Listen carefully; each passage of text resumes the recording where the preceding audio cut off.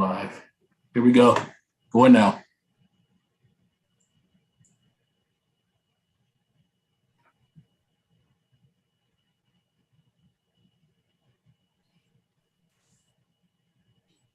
Outstanding. Welcome to Three Grade Nerds. A little late, but technical difficulties. The Death Star was blocking out some internet functions, and we pulled it off. Thank you, Z.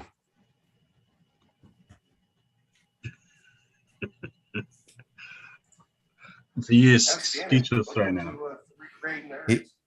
little late, but yeah, it was let's get a little touch and go there. But Dr. Z pulled it off. He's moving up in the rankings now. Yeah. And what a great day to have a podcast. Like, great news coming out today. Tom Brady's coming back to Tampa. Woo! Yes. And I'm going to send you guys some Tampa jerseys. It's great. Come on board. We welcome everybody. Welcome. Well, before we even begin, what I want to go ahead and set the stage and say, since you're joining, we're happy that you're joining us. Please like, subscribe, join in the chat. Go ahead and join in, and become part of the fun. Join in with us. So go ahead, Bill. Yeah. All right. So today's show, we it's funny that the whole week we always talk about stuff. And again, it's part of the reason we're doing the show, because we just like to shoot the shit. So I don't know. Let's kick it off with talking about Batman. We all saw it, right? I'm going to give you my review and then I'll let you guys go. So I gave it a 7.5 out of 10. And here's why. I thought it was a great Batman. It's going to go down in history. First off, I felt it was a little too long. 3 hours. I can sit through 3 hours of Frodo taking a ring to a mountain and don't even bat an eye. But I felt a lot of scenes were stretched out. I did like Patterson as Batman because he's got a good chin for it. He's got a great chin, and he looked good as Batman. But his role as Bruce Wayne, I think he should step it up a little. Maybe it was a character arc that we're going to see in future movies, because this is more like Batman Year One. I don't know if you've ever seen that animated video, because he's just starting off. He's got new tech. He had a little pouch on in his bat costume, and he's still kind of pissed off about his parents. So he's a little bit emo about it. But then I guess when he talks and he realizes, hey, maybe I should start being what Gotham needs, both in Bruce Wayne and in Batman. So I thought that was good. And I liked that it was a detective movie, because Batman is, first and foremost, a great detective. And that's what DC Comics stands for, Detective Comics. So it was good. Now, I think a lot of people complain about it movie because they go in expecting to see Avengers movie, and with the excitement and the blowing up and the fighting. But I think this is more of a thinking movie. And I realized it yesterday, so I'm sorry, I'll keep talking too much. But so I had a gentleman sitting in front of me, and he brought his son, who was probably, 13, 14 years old. And he got up, we said, oh, it was great. We high fived. His son I didn't like it. And it got me thinking, roll back in the 80s, right? We're still on our high from Indiana Jones and from Star Wars. And to us, Harrison Ford was a god. And then came out, now I'm brain farting. Then he did, help me out here, guys. Huh? Patriot Games? No. This is in the 80s. I'm totally brain farting here. Oh, the Working Girl. No, action movie. Oh, the President one, or? Oh my god. Now, you're not helping me. Hold on, let me have some more coffee. Yeah, drink up a little bit. This is where he hunted down robots. He was hunting down robots. Oh, Blade Runner. Thank you. Thank God. Blade Runner. Yeah, Blade Runner. As a child, we've seen that movie thinking we're going to get a great Harrison Ford flick, a Han Solo, Indiana Jones flick. And it was a thinking man flick. Now, as you got older and you watched Blade Runner, you were like, this is good. This is deep. So I think some of the kids are not going to like Batman now, but when they're older and they're plugging into the Matrix in 20 years, they're going to like it. But yeah, 7.5. I was going to give it an 8. And you know me, I'm not a fan of the woke bullshit, but the whole comment about the Catwoman was said, well, look at all these little white privileged assholes. Just call them assholes. Stop trying to divide everybody. They're just assholes, not white privileged assholes. That was fucked up. And I was like, it kind of pissed me off. But just call them assholes. We know they're bad guys. We know Gotham's corrupt. You just didn't need to throw it in there a little bit. Because this white privileged guy paid money to see this freaking movie. So kiss my ass. All right, next. Hey, I didn't punch my mailman. That was good. That was good. I was going to ask you that. I think my gripes with it are probably the same. I thought it was way, way too long. 3 hours. Like, I think that's the longest Batman we've had. I mean, I would say I put it on par with like some of the Nolan movies. I don't think it was better than The Dark Knight, but I would say it's probably more on par with The Batman Begins. I love the fact that it was a detective thing. Like watching the movie, I think the things that struck out to me was the music. I love the fact that they used, I forget the Nirvana, like as the main theme song. I thought that was pretty sweet.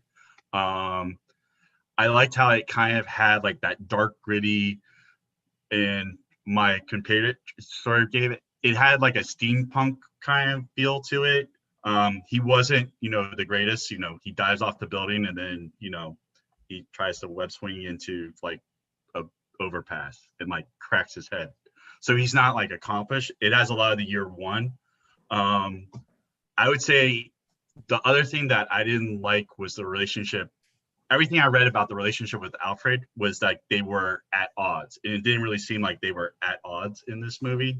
I do think they could expand on that in like future movies, but I did think they did a good job with the casting of Alfred, because it reminds me of that Beware the Batman series where Alfred is actually kind of a badass because he trained Bruce Wayne to become Batman, or he's one of the trainers.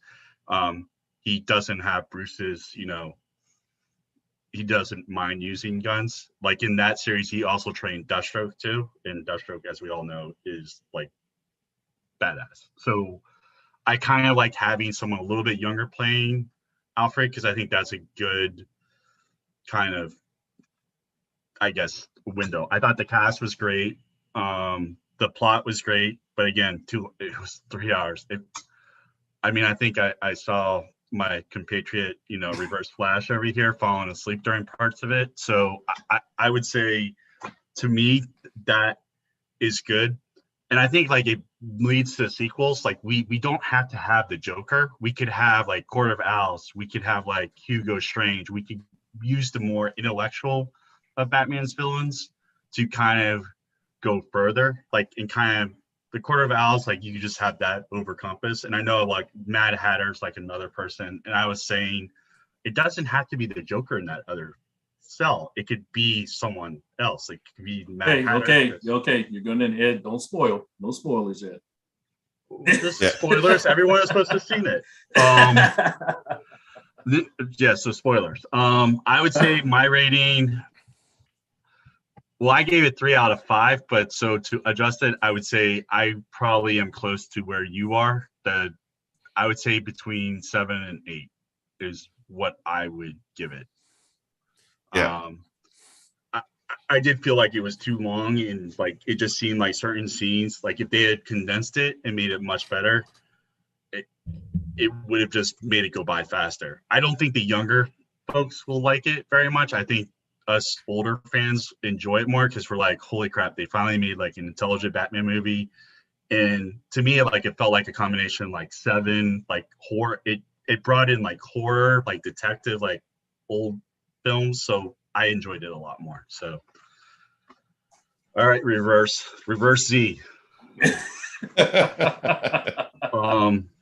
I have to agree. 3 hours is a bit long for anything, especially when you're our age. Because the longer it is, like how hard it is to hold your pee.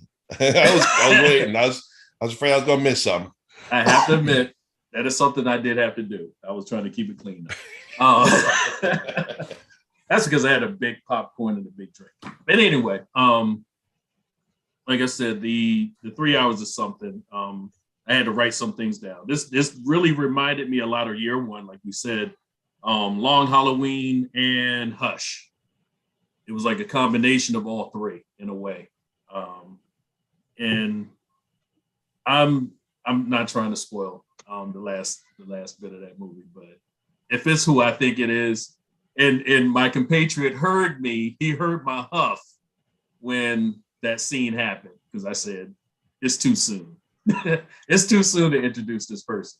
So I really hope they don't do that. I cannot buy the person that was casted as Alfred playing that role. I'm sorry, I'm stuck with him as Claw. I just when I looked at him, that's Claw. And what else did he play? I have no idea. And honestly, I really don't remember. I just know that's Smeagol, dude. Yeah, that's Smeagol. That's right. And he just reminded. I mean, they got the voice on Venom. He does Venom's voice.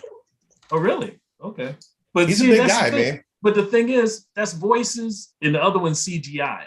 I mean, he played Sebastian Claw, whatever. He played Claw.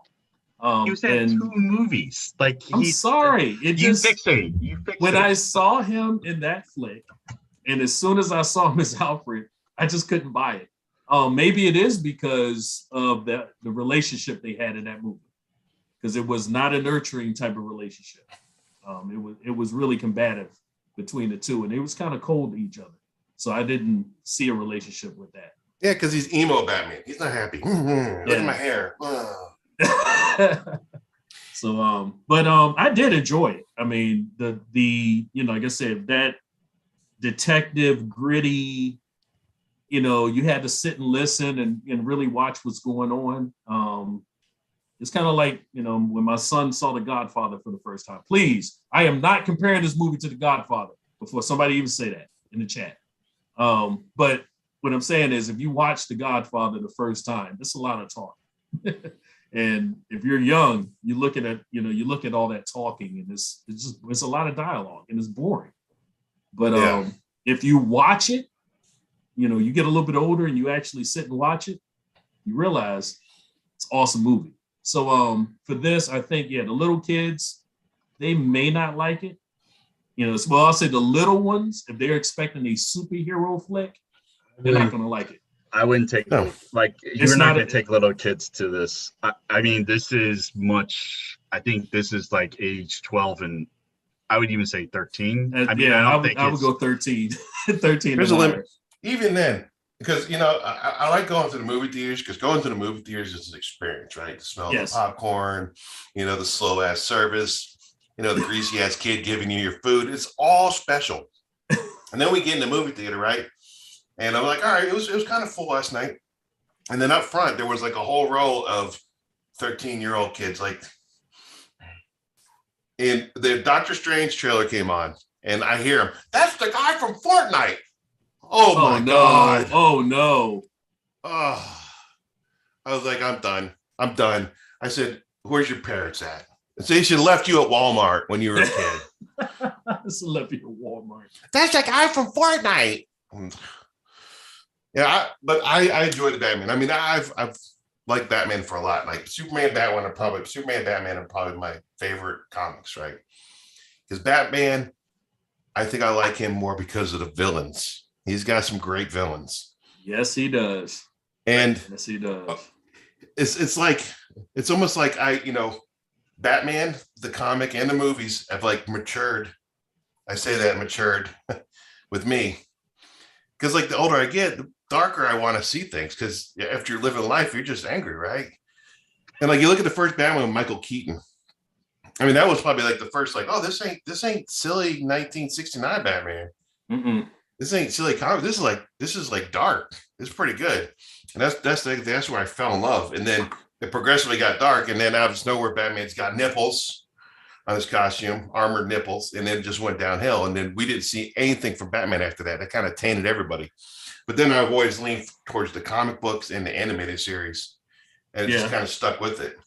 And then if you look at, uh, the last three Batmans, which was great, you saw his progression, especially with the Joker on there. I do like the Joker. Joker doesn't have to be always involved. I think, I was thinking of this last night. It's like 3 hours. I said, why is it 3 hours? Do you think they were trying to do a TV series For Penguin? and then they're like, maybe we'll do a movie instead, and they had 3 hours worth of crap. I wouldn't mind seeing a Batman TV series. Then you can bring in more of the characters. Yeah, I just think they really did try to dig deep into everything, and really try to expound on each character and to really tell the story. Which I think they did a good job at telling a great story. I mean, the villain in this movie is awesome. And everything, as far as that, it was an awesome movie. But 3 hours is. So I have what if the Riddler is not the Riddler? That was sort of something I thought. Well, Bill, you saw it last night. We saw it a week ago. So I've been thinking like the Riddler was never like in the comics. He's not really a serial killer per se. Like he's not like he's very smart. So could this character be someone else? Nah, I don't think they'll twist it up like that. I don't think they'll twist it up because he did use the Riddler or the question mark in the thing. But I did sort of think that, and then I was thinking, the progression on like who the next villains could be. To me, it could be like you should keep it like this high level, like the Riddler type. Like Hugo Strange to me would be an awesome villain because no one really suspects like the psychiatrist to be like the bad guy. I mean, I know in the Matrix like he is, but yeah, like, Hugo Strange to me, he is just as big of a threat as like any of the other main villains. Plus, he knows who he is, so that makes it even more interesting. I think. And he's running Arkham. Yeah, he's running Arkham, and so to me, that would be kind of an interesting way to do it. Professor Pig, that's another one, like not as well known, but he's very smart, but he's messed up in other ways. Yeah.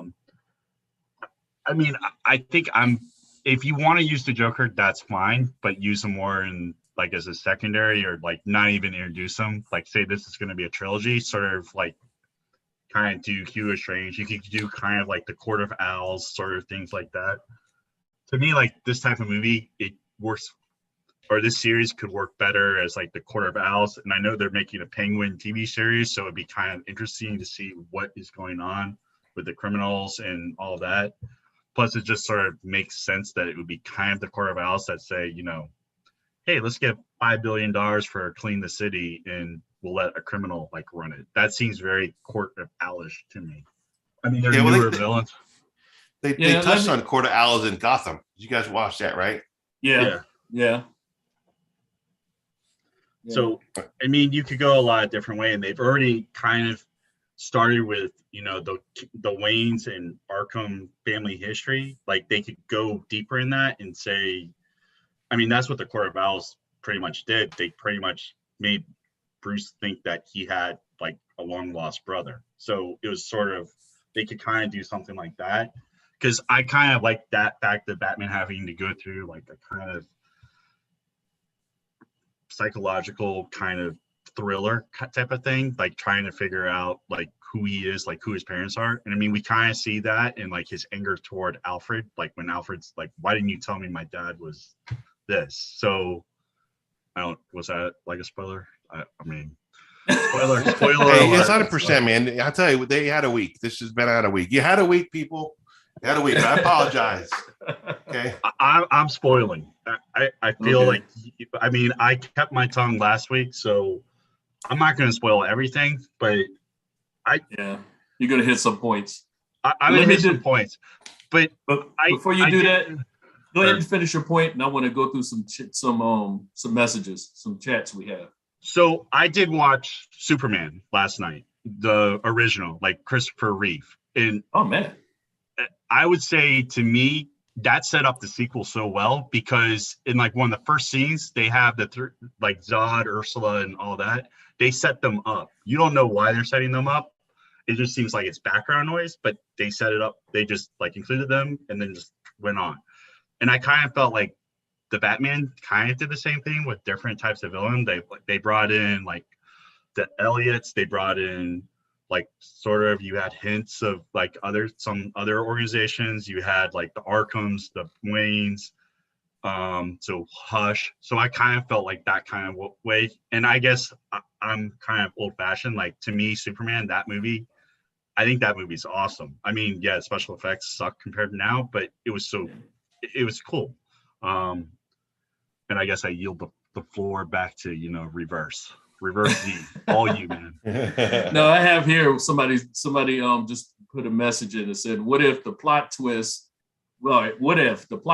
actual hero the whole time was Alfred and Bruce is just a mental case? So Batman actually does there's a story called Last Batman on Earth, I think. It's by Scott Snyder. It kind of addresses that, where Bruce Wayne is thought to be like a mental patient, and he dreams up all these people that, like Edward Nygma is like one of the orderlies who does something bad. Like Jack Napier is there, and he's the Joker, and he does. So they do. I forget. It's written by Scott Snyder. It's like the last Batman's last adventure on Earth or something, and like all of his friends are like the Justice League. They're all something else, and his costume is like a straitjacket and something else that Alfred puts him in. It'd be kind of interesting if they made that into like an animation. I think it'll probably work better animated than live action. Definitely. Yeah. I do like that concept though. All right, Bill, we have somebody near and dear to your heart. They said the whole movie was bad casting choices and so incredibly boring. I wonder who that is. Yeah, I'm not going to dig into that. Let's move on. I thought the casting was good. I mean, I liked the guy that's picking up Gordon. I always forget his name. I wish I had my notes on me. The guy who played Detective Gordon at the time. Yeah. I started to really enjoy him when Jeffrey he was Wright. Jeffrey Wright. I do have when he was in Westwood. I liked his character in Westwood. Yeah, I like this character just about in everything he's done. I mean, even when he played in the Bond movies. I mean, I like his character in it. Yeah. I did have a question for you guys. Isn't Batman supposed to be a ninja or something? Because the first fight scene, like you hear him clumping up the stairs. I mean, I understand like he's like, he has to backpack his stuff, like his costume and all of his equipment around on a motorcycle. Yeah. Did you see those boots? Yeah, that's why he's clumping around. So it depends on which comic you read, because some of them, he was trained by Ra's al Ghul. Some of them, Ra's al Ghul, knows about him. I like the boot thing because it was tense. I was like, oh, that was new, because usually Batman just shows up. I'm Batman, vengeance, pop, pop. That's it. He's coming. He's coming to kick our asses right now, guys. I mean, I thought that was a good play. Like, you can't really see him until he's up. And I kind of like the fact that he was, like, you hear him coming, because that goes into his motif of using fear to scare the villains. But I just was thinking, sort of like, I thought he was quieter. But just hearing that. But I mean, he is wearing motorcycle boots, and this is like year 2. So it's kind of cool to see him. He's not confident in his abilities yet, but he is growing. So I thought that was kind of a cool little thing.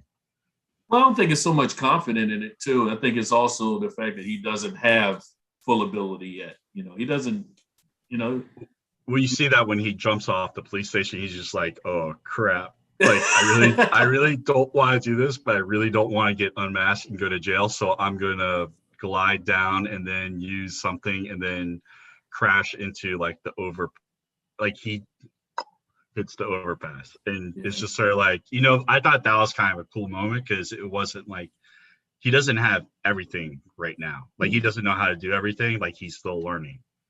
Yeah. And that's the thing I did like about it. Because like I said, it had a lot of year 1 kind of feel to it. I do.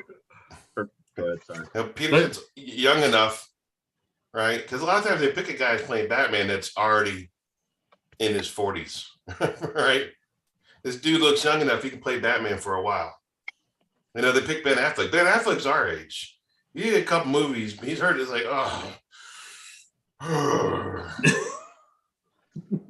Yeah. Even Michael Keaton, he was already getting close to his prime. So I'm glad they picked a younger guy.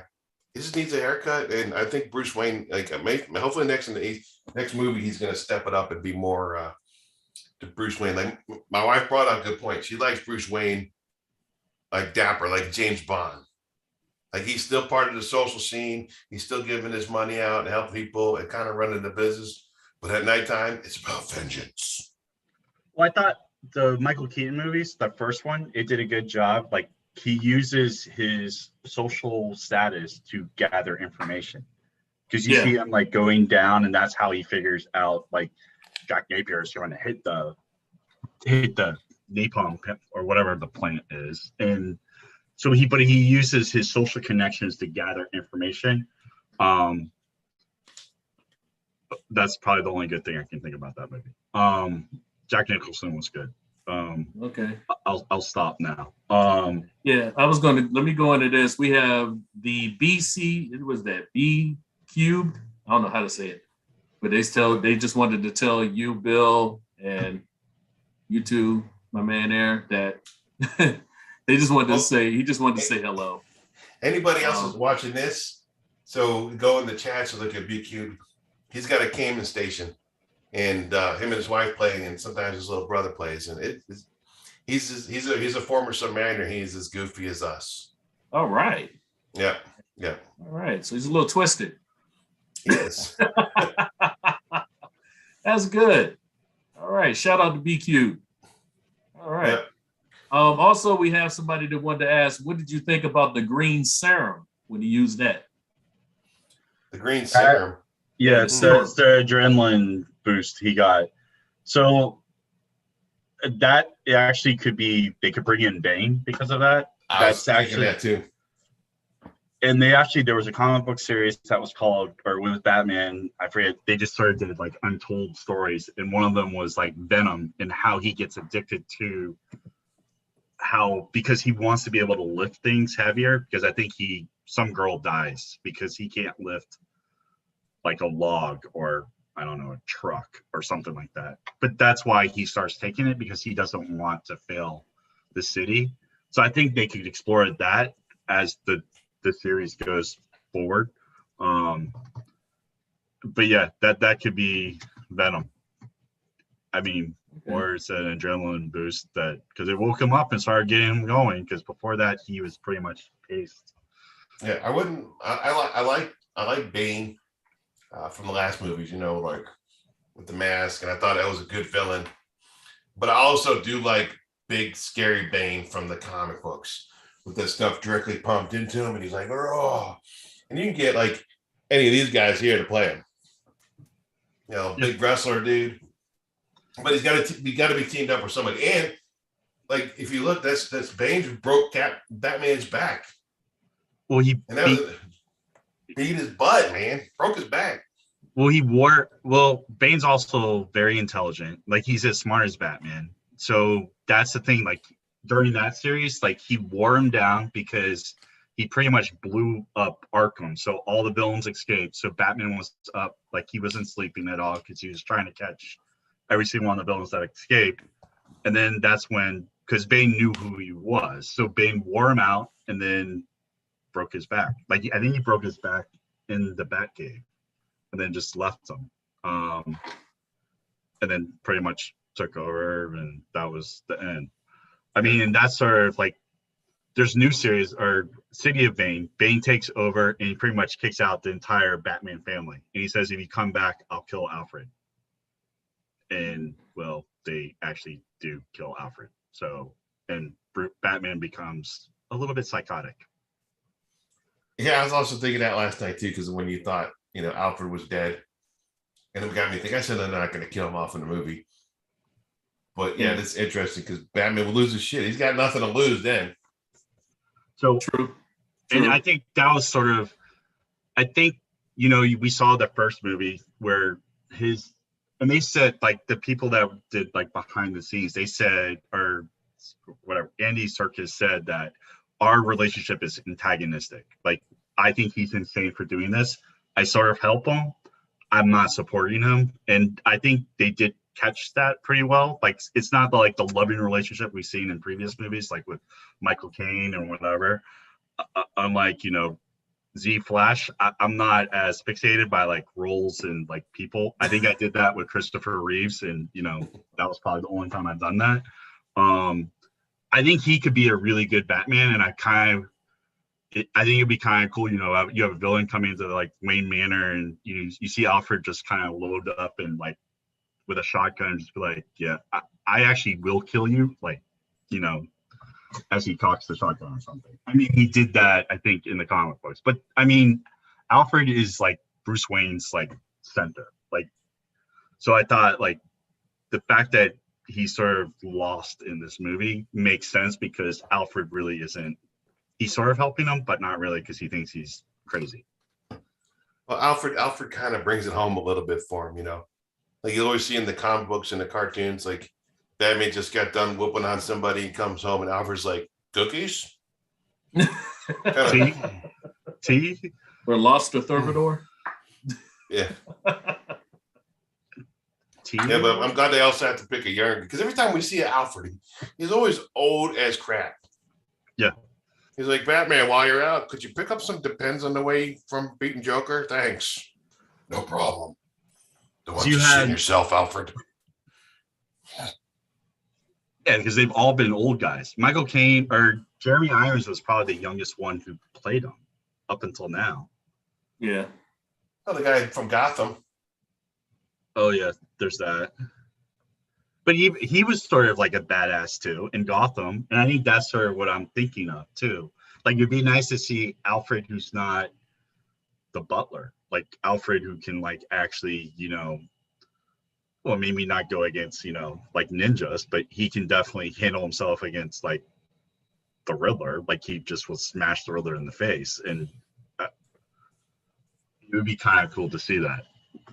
I like a good mix-up of Alfreds, I like the way Z says he likes him old and frail. But I like the old frail, but they can still kick your ass. Like, yeah, this is Alfred. He's my butler, but he's killed Nazis in Germany.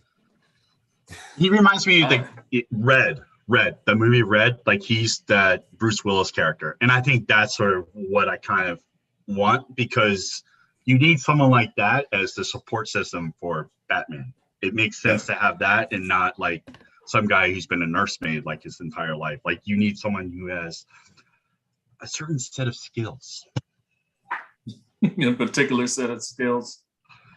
Yeah. I was trying not to like go too deep, but I do like the guy. I do like the new Alfred. Okay. He was quick thinking, and the way he kind of helped him solve those riddles too, because of his time in MI6, I think it was.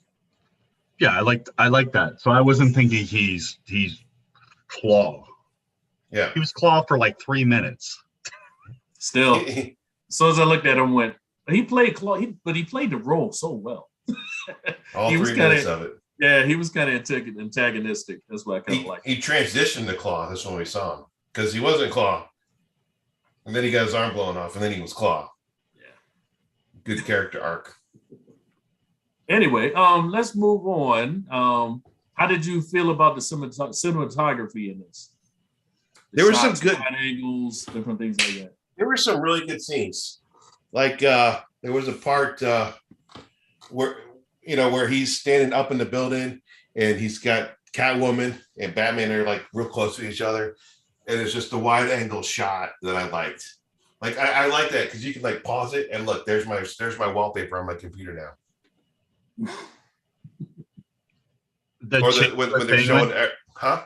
The chase with Penguin, like, I thought that was kind of yes. That was cool. And I know that there were some questions, Z, about like the Batmobile, but I thought like that was a cool scene. Like, you see the Batmobile kind of like use like a truck as a ramp and go over it and like go through the fire. I thought that was pretty cool. It was kind of convenient though, He's driving. It was and good just- to be. And it's like last minute. Oh, cool, ramp, go. Yeah, I mean, we know lazy Hollywood writing sometimes, but But it was freaking really convenient. Like I was playing the video game, and I was like, oh, okay. look, But it's there's this truck. the scene, the way they shot the chase scene with the penguin. Oh, before we get up, Colin Farrell, freaking nice, man. Nobody was giving him a shout out. Nobody knew that was Colin Farrell. Yeah, he did an awesome job. He did a great job. I think I look forward to a Penguin TV series with him in it. Yeah, He could just go with like the Penguin as, I mean, almost the Sopranos, pretty much, but it's the Penguin. yeah. But the way he was driving, and it just showed part of him, and looking in the rear mirror, like, I got you. Yeah, it was the way they did it. It was pretty awesome. All right, one scene. And that Batmobile was awesome. One scene. How did you feel about it when Batman was fighting in the room when everybody had guns? He was getting shot. He was bulletproof. Yeah, he was bulletproof. They were shooting in his chest. I thought it was kind of cool, but it sort of, you couldn't really see the action. But I mean, it's Batman, and he works from the shadows, so it kind of makes sense. It was kind of cool that you see the gunfire, you see Batman, and then you don't see, you go to black, see gunfire, see Batman again getting shot. But I mean, that's again, he's pretty much lugging around like a miniature tank for his outfit. But I mean, okay, that might explain why you hear him coming, because he's wearing a miniature tank. So yeah, clunk, clunk, clunk. Yeah, he was kind of clunky, but you know, I didn't hear him coming all movie. Oh, really? Okay. Okay. There's two. When he was fighting the guys in the dark, that was cool. That made sense. But you don't know how good he had the freaking eyeball camera. That might have infrared too. Yep. I thought that was a cool addition to his like equipment, his James Bondish stuff. Like I thought that was cool because he can record all of the scenes and then like go through each piece, and he never had to like grab evidence or anything. So I like that part too. Yeah, I would never get that technology though, because that would screw up everything. People were making so many videos.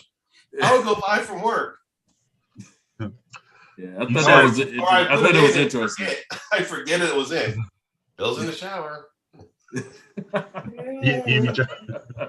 More lotion. Where's Ducky? I love you, conditioner. Awkward, but awkward dog. Awkward, but it's good though, because like you wouldn't want to see Batman running around with a GoPro camera. I'm an influencer of vengeance. I'm glad it didn't go that way. It was definitely a cool idea to use the camera. Yeah. That was a good use of it. All right, last question. How did you feel about the premise of the movie? Because remember how he started out in the movie, and when the person asked him who was he, asked him, who he was, and he said he was vengeance, and how it kind of changed towards the end of the movie. Well, he became Hope at the end because he was just like, I think one of the last scenes that stand out to me is like he's carrying that woman to the helicopter. I mean, yeah, I don't like him being like seen in the daylight, but I mean, that's something. But his costume is like muddy and beaten up, but he's helping the citizens of Gotham. And before that, he's like, should I just like send these 5 guys to the hospital, like so they can never walk or like talk again?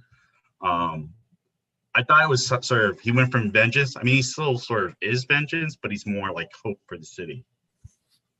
Yeah. Well, they did that one scene when he was in the stadium and he had the torch and walking everybody through the water. Like, follow the crazy guy in the bad suit. Well, and I read this. I didn't notice when I saw it, but like the first scene when he's beating up all the wannabe Jokers, the makeup guys. They like it was bathed in red, like they said, like he learned like with the flare, like that was symbolism, and that showed that he had learned to focus his anger and not be like everywhere, I guess. And I thought that's sort of an interesting take on it, and it sort of makes sense. Like he's learned to focus his anger. I mean, it's taken a lot for him to focus his anger, like the injury to Alfred. Sorry, spoiler alert, Alfred gets hurt. It's a And then splinter. I know, ouch, just an ouchie. So he's learned to focus his anger so he can be like what Gotham actually needs. And I think Gotham actually needs someone to give them hope, not someone that can like inspire fear. I mean, Batman uses fear very well, but he wants to like make the people feel like they actually have hope again. Yeah. But imagine living in Gotham though, because it really doesn't ever get better. It's like when they did have hope, they had, Harvey Dent, like, oh, this guy's a great DA, he's pals with Batman, he's getting stuff done, and he's Two-Face. Or their mayors get killed like every other day, or like Joker kills I don't know how many mayors at this point. How many? I mean, I wouldn't want to be a cop in Gotham because you're pretty much, it's like a red shirt, like that's instant death. You're Like, Instant Jones. Who's going out with Commissioner Gordon? I was like, this guy, I'm working it down. Yeah, I'm the gonna new write up guy. papers. And even working the desk isn't that safe. Like there's nothing safe about it. So it's just sort of like you're no, like unless you're like, everything I've seen, no. But I mean, I think like now, like this, like what happened at the end, they can use that for the next movie, like combine like No Man's Land and I forget 0 Hour. They could combine a lot of different elements because, I mean, you have a city that's pretty much going to be lawless. So Batman's going to have to go through it and set up like mini. I got the No Man's Land feel too, because I mentioned that to my wife. I said, there's the comic out there where they blow up all the bridges. Yeah. And it's just then you got in Gotham factions are created. You had the Penguin faction over here, you had who else was there? You still had the Falcone family still trying to do stuff. And then you had the Joker's group. It was great. And it was just, and then Batman, even the police technically were a faction because they got to set up like their own fort and put up barriers, and Batman's just trying to solve it all. Why don't you just call Superman, right? At that point, Superman exists like, hey, buddy, hey. I don't do this very often, but Help. I need you, man. I freaking need you. I'm trying to do it myself. I'm going a little crazy. My back hurts. Alfred's old as shit now, thanks to Z's recommendation. He's 950 years old. I go home and I got an 80-year-old guy trying to rub my feet going, you want some cookies, Batman? No. Lobster thermidor. But like I said, before we even get any deeper into this, I just want to say again, please like, subscribe, join in the chat. I think I'm on the bottom screen now, aren't I? Down below. You on below? Okay. You're always below. I'm always. But yeah, please just join in. Tell your friends. Share whatever, whatever. Just put us out there. I mean, because you can see, even in this, we were getting deeper into like the discussion of the movie itself, some of the premises of the movie. Like I said, we're just taking on a fan's perspective and looking at this. So yeah, I think we could dive deeper. Like, yeah, we could actually. We could actually. Like even deeper than the characters, like insurance rates in Gotham. Oh. Like if you bought a car in Gotham and USAA said, where do you live? Hey, would your insurance rates be higher in Gotham than it would be in Metropolis?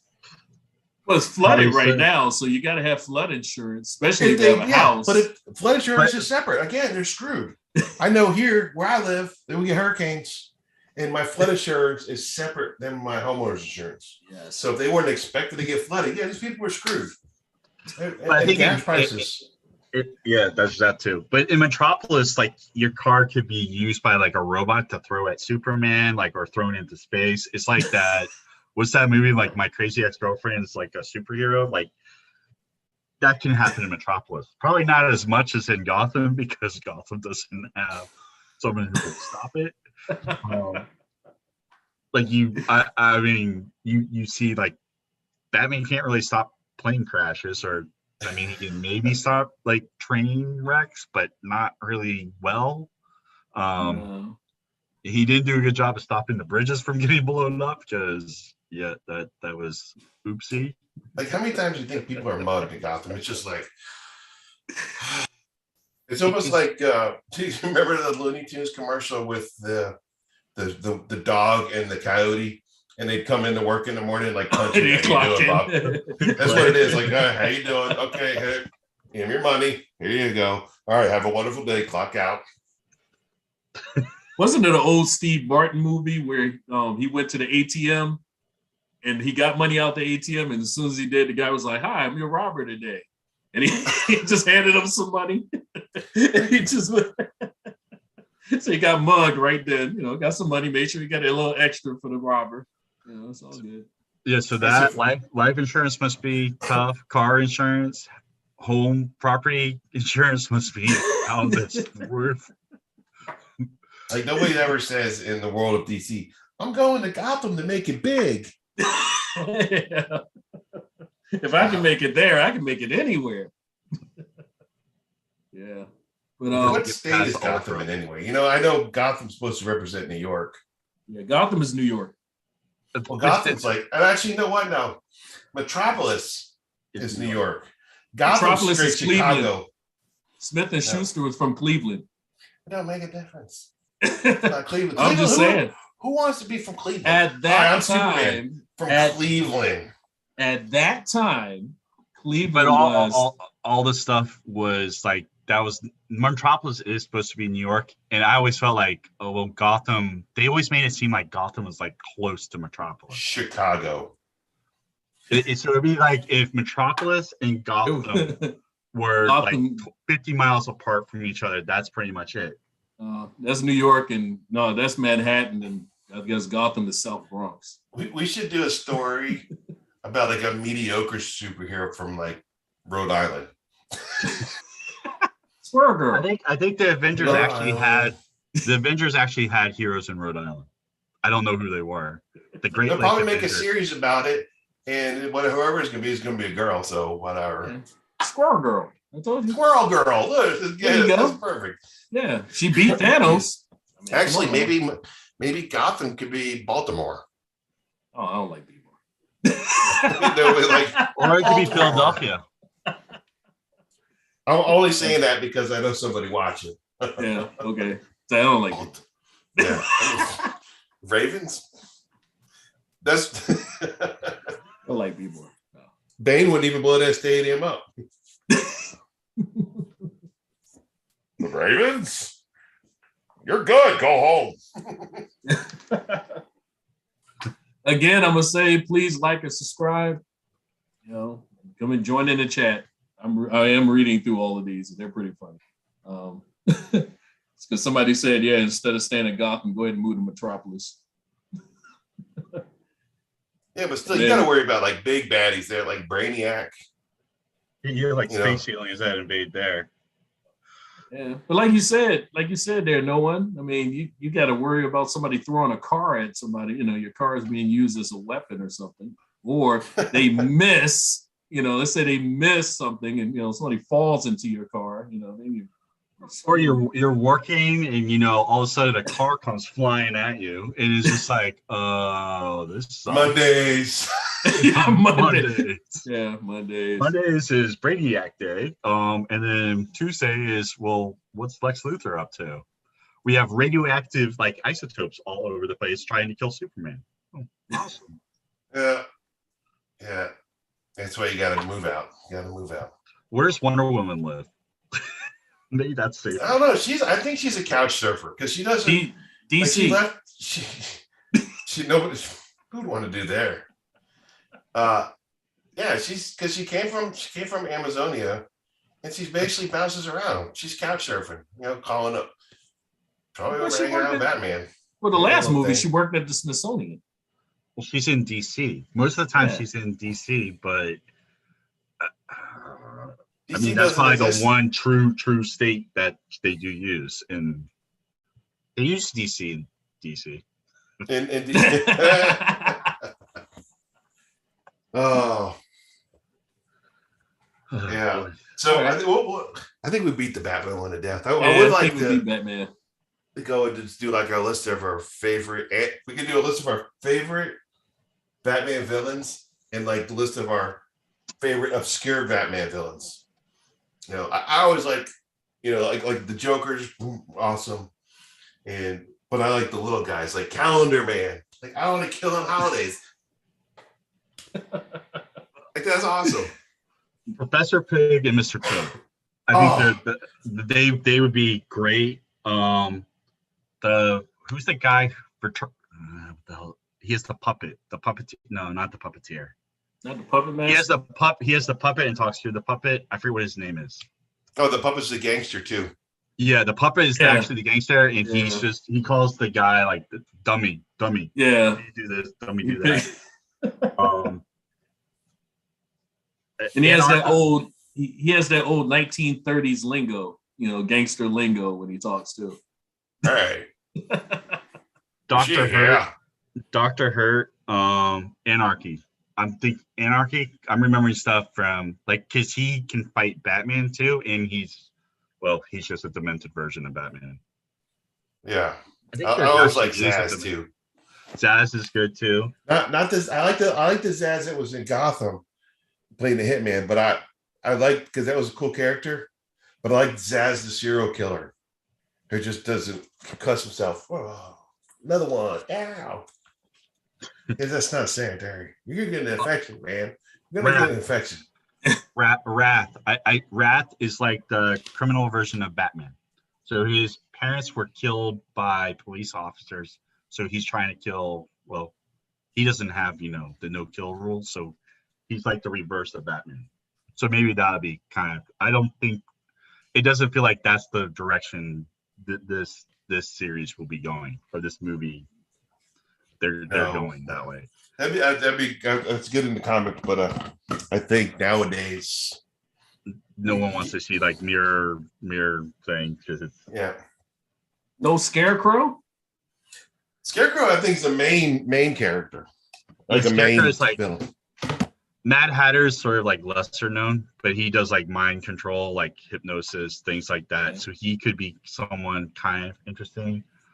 Killer Croc would definitely be like a horror movie with him. Oh, like big Killer Croc too. Yeah. Big like hulking Killer Croc type like, Killer Croc. Like you could do that. That would be something kind of that would be. They could go kind of more horror suspense thriller with that. They could like a Killer Croc, and then who else? Solomon Grundy, like big zombie Solomon Grundy. Man. Yeah, zombie guy Grundy, from the swamp on a Monday. That I could probably pull that off. Cosplay. I can see that. Yeah, I can see that. That's good, ain't it? So I think the other thing I wanted, we're going to talk about on our show tonight was, and we'll get chat. The guys that are still watching, I think we got like 5,000 people watching right now. Shows from the 70s and 80s, right? So TV shows or movies that you would want to see remade. They always remake stuff that like we didn't ask for that, and they do it. So we want to tell them this is what we want to see remade. Like I want to see. Well, they kind of already did it, but I want to keep seeing the A-Team because I did enjoy when Liam Neeson came out with that A-Team, and I was like, "That's it. Give me more." And he's still doing it, but his movies are the same. Like. What do you guys got? Shows from the 70s. The $6 million man, but unfortunately he'd have to be like 1.2 Well, you could say you could change gazillion dollar. So you could change it to the Bionic Man. Like it doesn't have to be the No, it's gotta have no. See, you mentioned this. I put it. I texted you about it the other day. I thought it was funny. In the 70s, $6 million man, right? Now it can still be $6 million man, but just a guy who solves crime who just had back surgery. That's it. All he did was back surgery. He's no like special. Inspector Gadget. Yeah, not special. $6 million worth of back surgery and maybe a brace and some And a dental work. brace. That's it. I kind of like to see Buck Rogers. I think that would be cool. Oh yeah, That would definitely be cool. I mean, or whatever. Yeah. I was thinking of somebody Twiggy. It's Twiggy or whatever his name is. I think that would be. That was the robot, right? But the one that Yeah. talked to him was like the medallion that he wore. Yeah, it was like the founder or someone talking. I like Battle of the Planets, which is that. That was the cartoon. I think you can't. It would have to stay like CGI and not be like real life action because people will be like, "That's the Mighty Morphin Power Rangers." True. Flash Gordon, but I don't. I still remember the '79 one. I can hear the song Flash like so I don't know.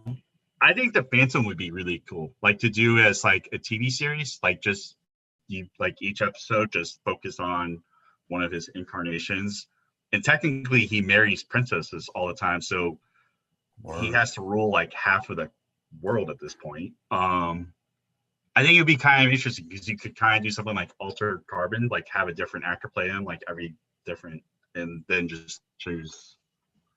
But that would be good. So I'm digging deep on this one. What about they already did Godzilla, but what about live action Ultraman? Yep, that'd be a good one too. Didn't they do that on Netflix? Well, it's not live action.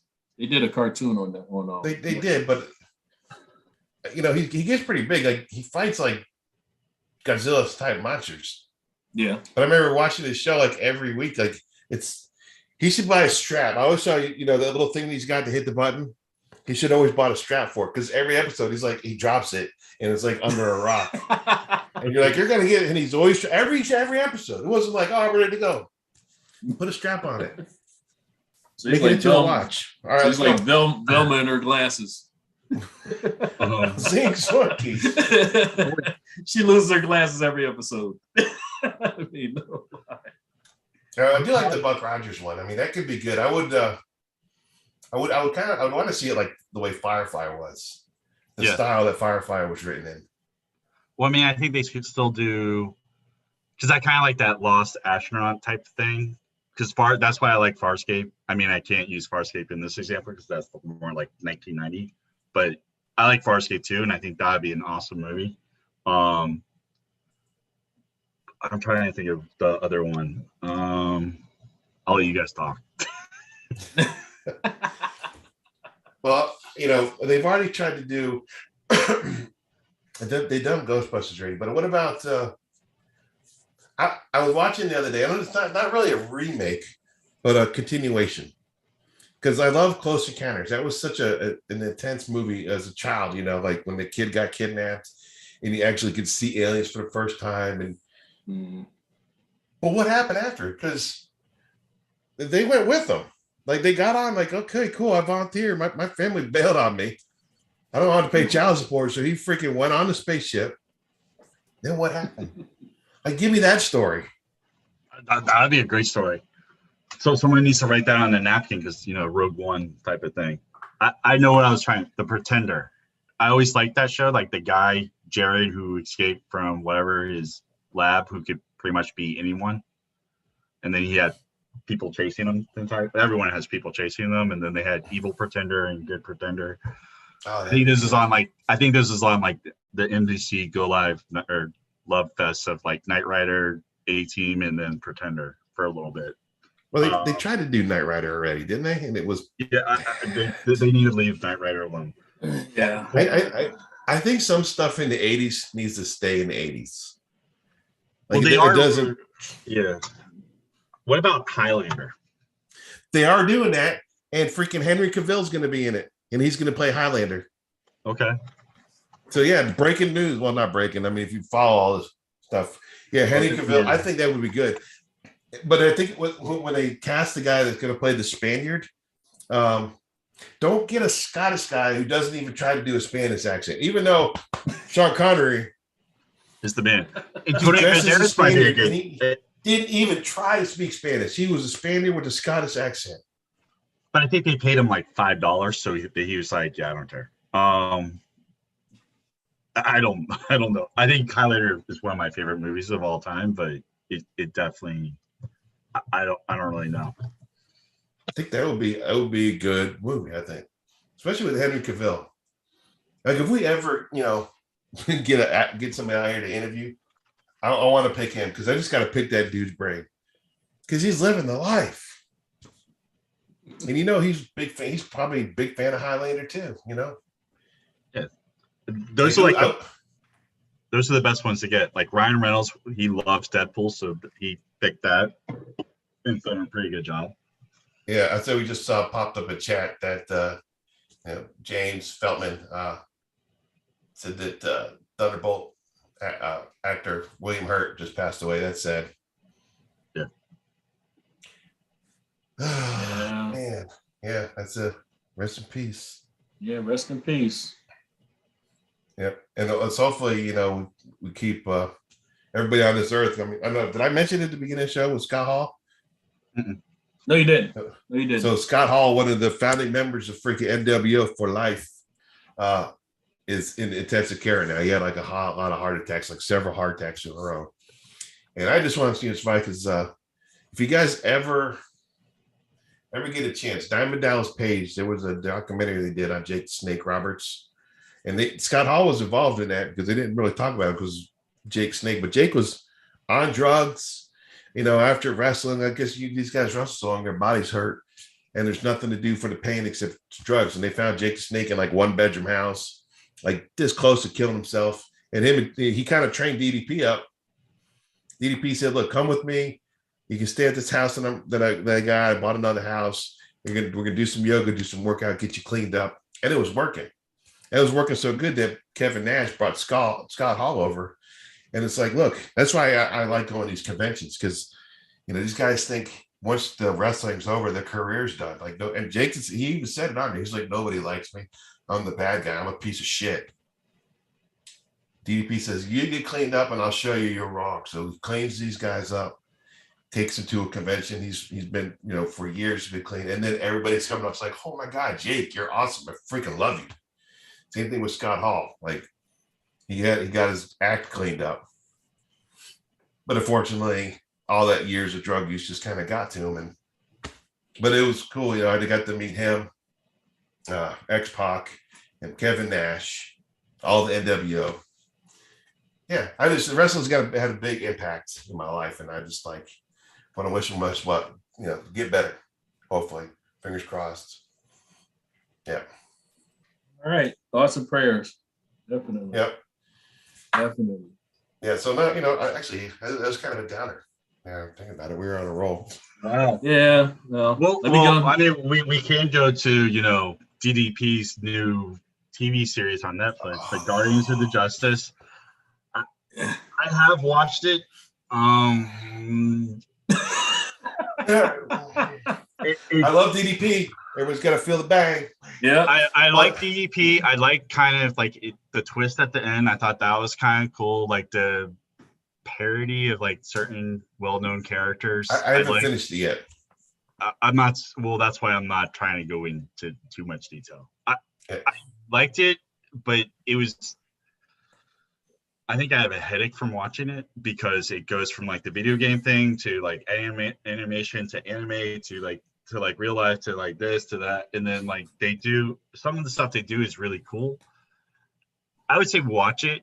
And you can let us know what you like. It's all Bill's fault though. It's crazy. Bill got me to watch it, and it was cool. The names of the characters. I think the Superman analog is Marvelous Man. Yeah. Yes. So that it's kind of funny to like see like each one of these characters. I would not watch it again. It was a little bit.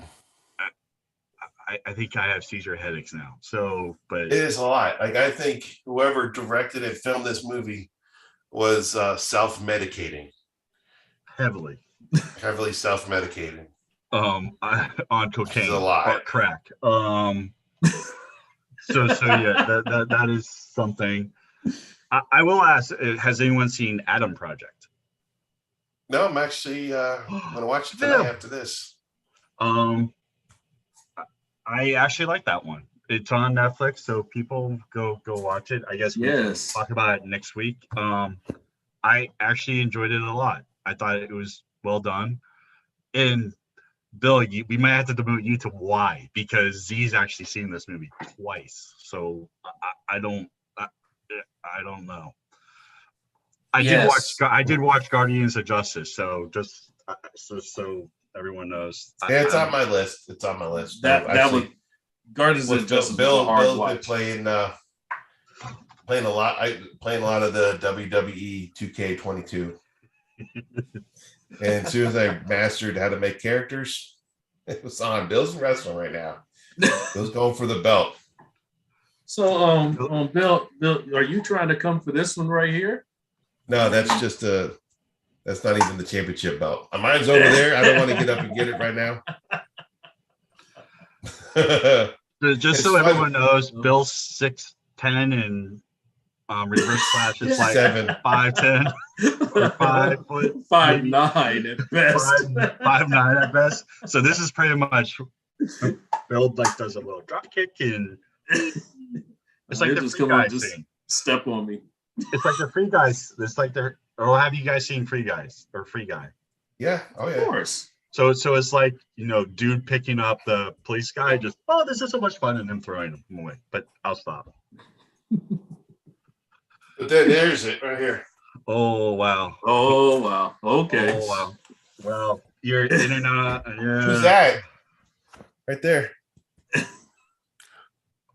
Woo! Oh. Yep. All right. That's good, man. That's good. I don't know what people ought to think, but I think we could always talk wrestling too, because there's so much wrestling going on in the world. I mean, you got WWE, you got AEW now. AEW just bought Ring of Honor. There's rumors, and I hope this isn't true, that Disney might buy WWE. They were done. You can forget ever having a cage match, anybody ever getting a cut on their head. That's why I watch AEW now. And when I do my wrestling game, I turn on blood. Because when you get hit in the face with a chair, you're supposed to bleed. Like, give me the old school days. Like the time when I met Jake Snake Roberts, he asked me what my favorite match was. And I said, oh, always talks about you and, Ricky the Dragon Steamboat. But that wasn't my most memorable match. Was at the Bayfront Center, right? Bayfront Center down in St. Pete. And it was a barbed wire match between Barry Windham and Jake the Snake Roberts. And the whole ring had barbed wire instead of ropes. And I was sitting front row. They taking your head, there's blood everywhere. And then he takes a hanger, he wraps it around Barry Windham's neck and hooks it on the top and throws him over. So he's hanging there. He's just in front of me. He's like, oh, shit coming out of his mouth. I was scared. I think he's gonna die. I was a little kid. And of course, this before I found out it was staged. I won't say wrestling's fake, but it's staged. But he remembers that. And then after we were talking, like he went to his like spoken word thing. He's actually on tour. He does a comedy stand-up show. It's freaking great. And he brought it up. He brought up that match because he remembered it. And he's great. He told a story with him and Macho Man. I don't know if you guys remember this back in the WWF days that Jake Snake actually had a cobra and they took the fangs out of it. And the match was supposed to be him bringing the snake out and like letting it bite Macho Man. But the story's great. It's on YouTube. If you look it up, but he says, Macho Man came and he goes, "Oh, brother."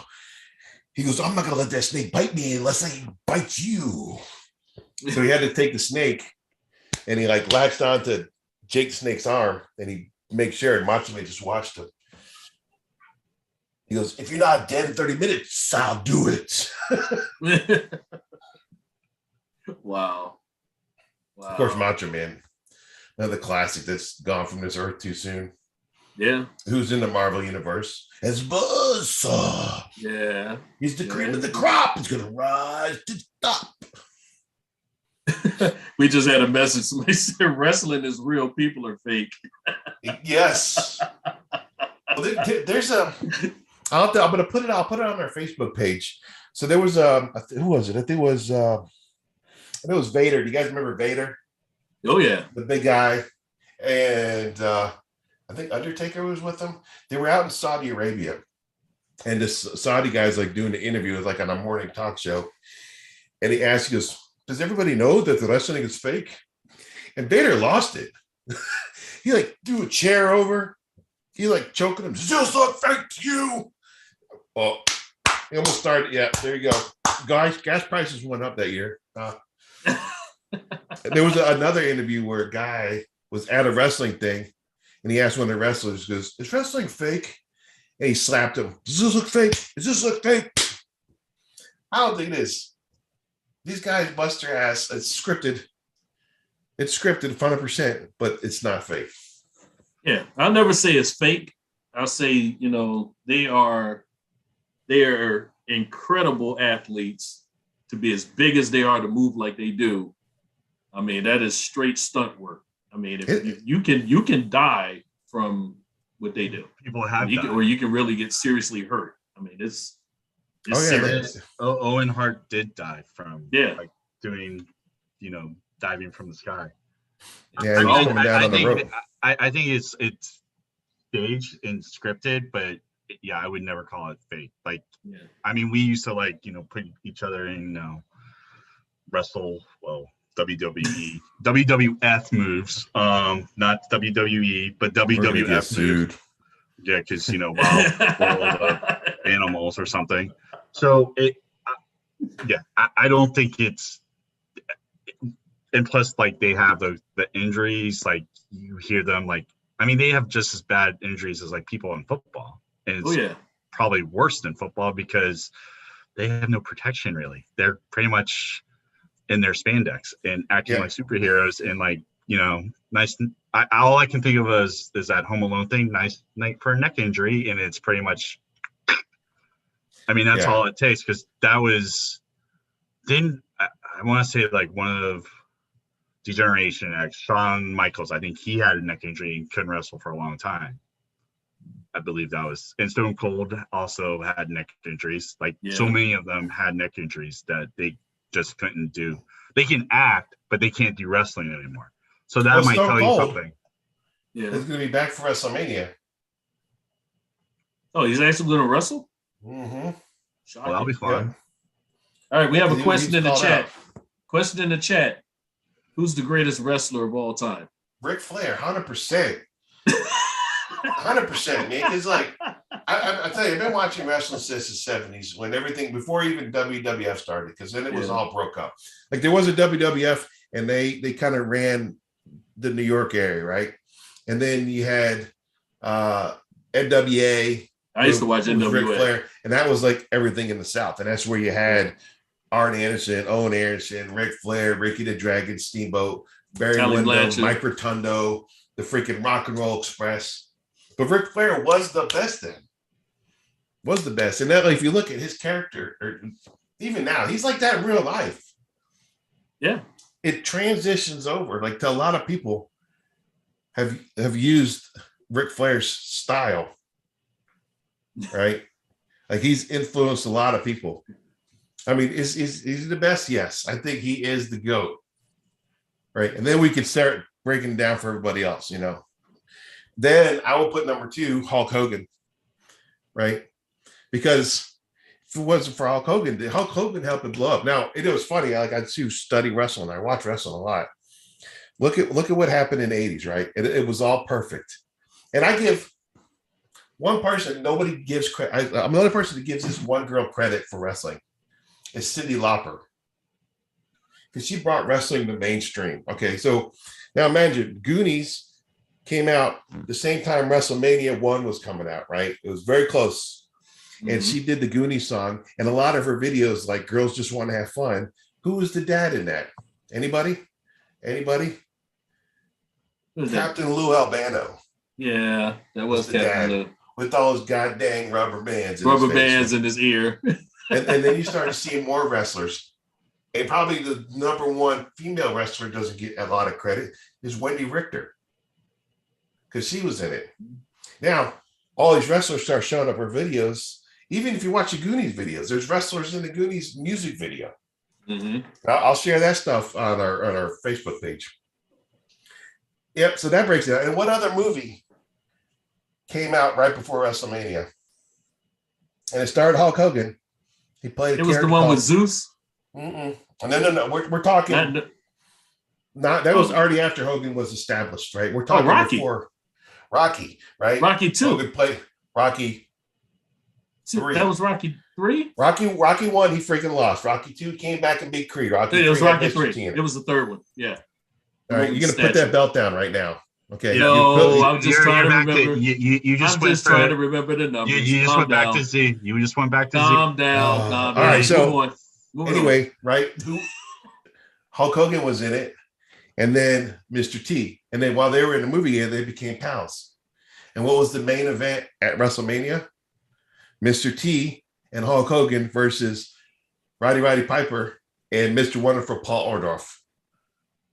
And guest star was Cyndi Lauper, because she was on when Wendy Richter had her match against the Fabulous Moolah.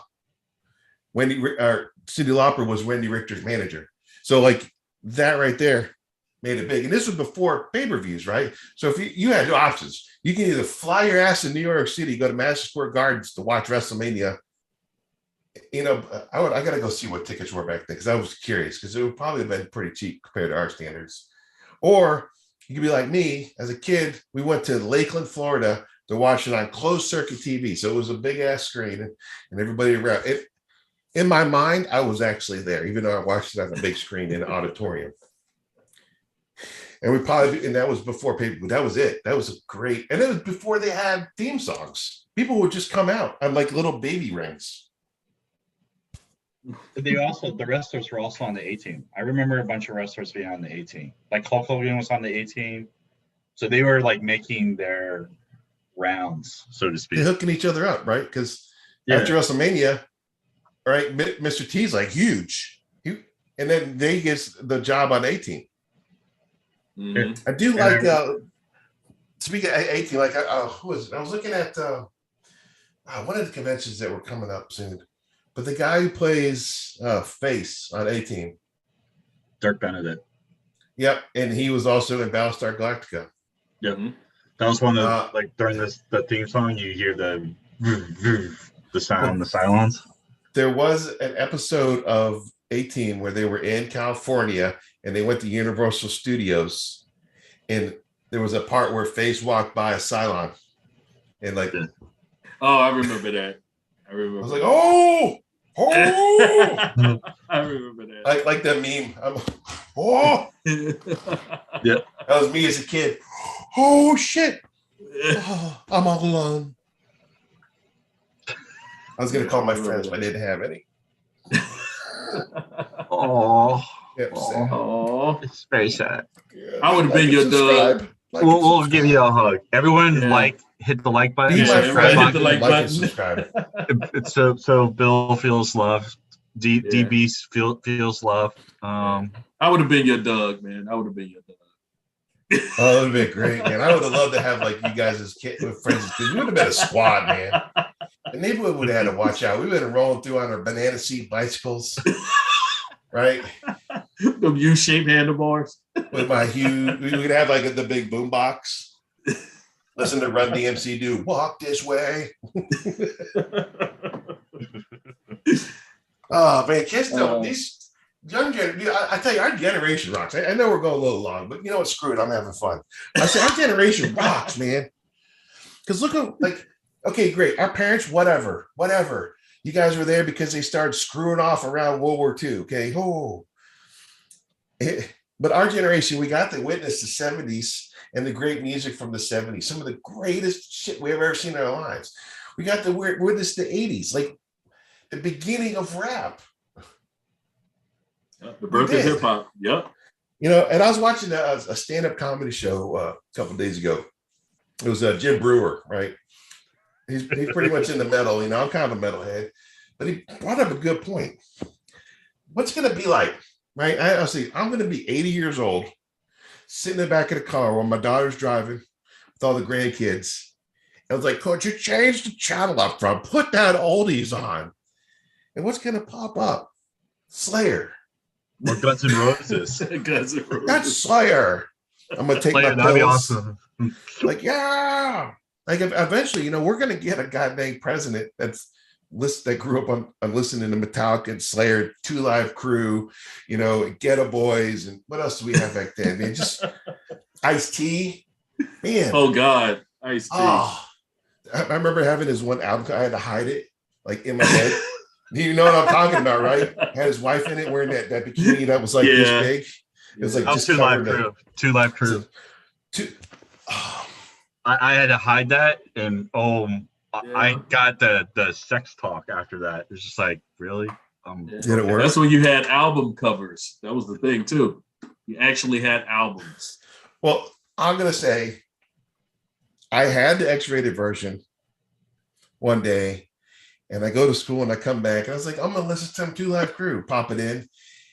And somebody swapped it out with the freaking radio version. Because I know this is not the lyrics to Be So Horny. I was not sitting at home looking for a freak to call. I was sitting at home with the blah, blah, blah, blah. Yeah. They replaced it with like the ABC, or what was that? The More You Know? Yeah. The more you know.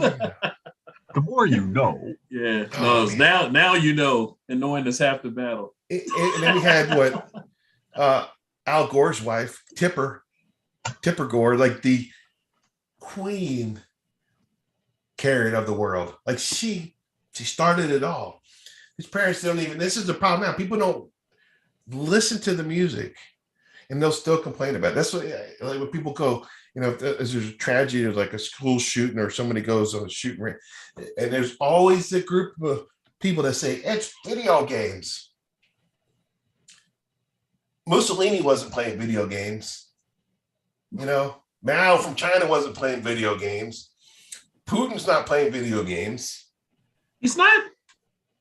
You know, and I don't know if the rules on YouTube, if you could say the H word, but the leader of Germany during the World War II didn't play video games unless it was Minecraft.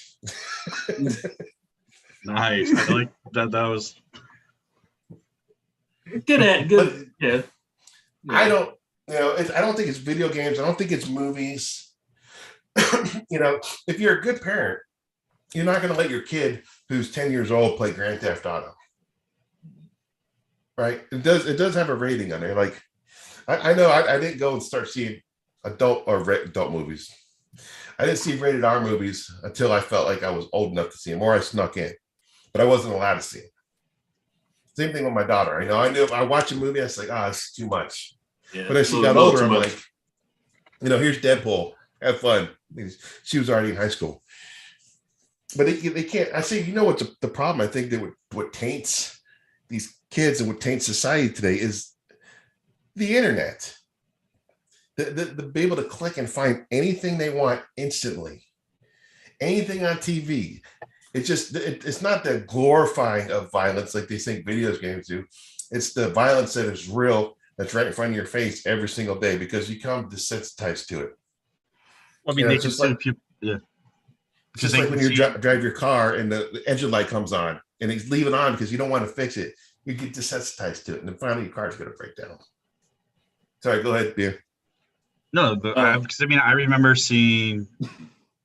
I mean, you can see every like real life person's death in the last year and a half. Like during the riots, you can see people like Dorn or whatever. You see him literally die in front of you, and it's just sort of like, I'm almost 50. Like, I can handle that like emotionally. I mean, it still made me pissed and whatever else, but you have 10-year-olds watching that. How is their reaction going to be to that stuff? Yeah, but it's right there. Like, you know, if you look at my phone, I got the Android. So like you got the main screen. If I just accidentally go like this, there's news right there. right? It's got, hopefully it's got stuff that I like. But then, sometimes you'll see like a person getting run over by a tank in Ukraine. The kids, I mean, yeah, they shouldn't see that. I don't see how that's going to help them. But, of course, violence equals money on the news. We kind of went dark on this show. We went dark on this show. Yeah, very dark. I don't think it's dark. I mean, it know. falls. It's happened throughout history. Like, why do you think they have that sticker, which they can pull it down? But on the older comics, right? They have that sticker on there because yeah, they thought that Superman was originally like a Nazi, like an Aryan race guy, but because they're like, oh, they're showing and this is right after we left World War II, and it was still fresh in people's minds. But the two guys you created were Jewish. Yeah. Were affected by World War II. Yeah. Like they think comics were spoiling kids and it was too violent. So they put it on there, and then, comic sales went down because they weren't like it. But I look, here's my thing, right? If a kid's reading and you say, well, why are you reading comics? It doesn't matter. If you read a book, if it's got pictures in it, or if you read, Lord of the Rings, you're still reading. It's still words. You're still learning new things. And then, comics went down the road, and then you can see there was a big shift in the 60s, especially with Stan Lee, because he started bringing in some serious topics, like, he started bringing like drug use and started bringing in some strong Black characters that nobody's ever seen before. And even DC started catching on then too, because they had what was Green Arrow. And then with the drug use, right? His best friend, his psychic, had a drug overdose. That was a big, big deal. But now I'm thinking, now we got past that. But again, like I said, we grew up in the 80s. So then it was rock and roll and heavy metal music. They had Twisted Sister in front of Congress. And then dude shows up in jeans and t-shirt thinking he was probably going to say something stupid. But the guy's super intelligent. Yeah. Snyder. He is. I love him. He's got his podcast. I don't agree with some of his viewpoints, but it's still good. But they expected him to say something stupid, and then they had, this song is about suicide, and it's like, not really, because the drummer had throat surgery, and it was a song about after the surgery and how shitty he felt. So if you read the lyrics, and that was the same thing with movies, especially in the 70s, because remember, there was no rating system when we were younger. There wasn't. You just said it was either like it was X. It was PG, because PG-13 came out with Red Dawn. I remember Red Dawn was like PG-13. That was like the first one, and that was, holy crap, that was violent. It was awesome violence, but it was. Red Dawn is a training film. I'm always ready. I'll Wolverine the shit out. Wolverine! But yeah, again. But I don't mind the rating system because it makes sense. Like, you don't want, a 5-year-old going to a Marvel movie and go see Deadpool. Yeah, it's too much. Then you got to explain a lot of stuff. You have to explain the whole movie. Yeah. Yeah, because a lot is going to go over their head. I mean, I remember, being young, and you go to like New York City, and they had like no shit theaters with adult movies on there. I remember those. But it was legit. I don't know if you guys, watch the old ones. There's some good acting in there. I don't know why these people ever didn't cross up. Well, yeah, but yeah, I just this falls into what I was saying. Like we've seen so much in our lives. It's just crazy. Like I don't see myself being 50 this year. I don't. I feel it in the morning when my knees are like, fuck your bell. But if you look, I'm a big ass kid. I love it. I go to work, I come home, I have fun. And hopefully I'll be 80 years old, sitting in the back of the car with my Depends nice and tight, jamming out the Slayer, still watching wrestling. So you be the cool grandpa. I'm gonna be cool as shit. But I'm still gonna yell at people to stay off my yard. I just can't. I set that goal a long time ago. Get off my yard. Apparently, I'm already that person. So according to Reverse Flash. So I'm already there. See it. I could see a little bit. I love you too, man. Love you, man. Slayer. Slayer. Well, that was awesome, guys. It was great that we got to do another show. So, Yes. I was talking to B Cubed. I got to work on it. So, to let everybody know, we're going to work on some separate videos. I have somebody who's going to do the editing for us. So, if you guys come up with ideas, we'll do it. Or I'll start, doing those little short videos, the shorts, because that'll just bring it to something silly.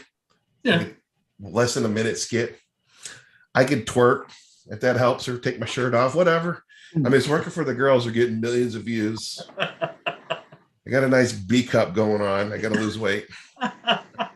He has man boobs. It'll be great. Hello. Why you can't nurse? No nursing. No nursing. There's videos.